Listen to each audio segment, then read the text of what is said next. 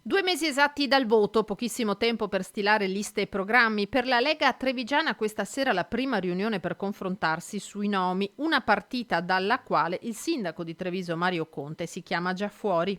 Ci sono ovviamente dei parlamentari che hanno fatto un ottimo lavoro, che vorranno essere ricandidati, c'è gente che arriva da esperienze del territorio in regione che vorrà altrettanto essere candidato, quindi io francamente non lo so, io so soltanto che il mio impegno continua qui in città, quindi il mio impegno rimane indiscutibilmente qui a Treviso. Diciamo che quindi una candidatura a Roma di Mario Conte in questo momento è Impossibile, io sono stato chiamato ed eletto e ho la fiducia dei cittadini perché mi hanno chiesto di servire questa comunità e continuerò a servirla fino all'ultimo giorno. Sindaci tra i candidati più appetibili anche nel Partito Democratico, soprattutto quelli dei centri di media grandezza che potrebbero conciliare entrambi i ruoli.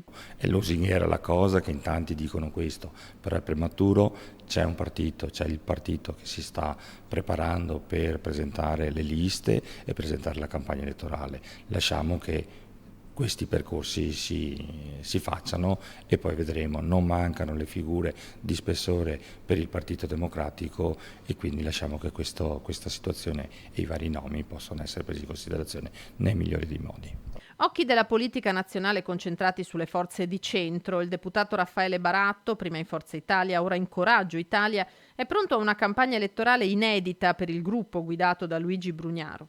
Coraggio Italia si sta muovendo a livello nazionale, che credo che sia assolutamente importante, con un partito molto, credo, che guardi la gente, le problematiche della gente. Bisogna avere una visione grande per questo Paese, altrimenti ci troveremo sempre ultimi.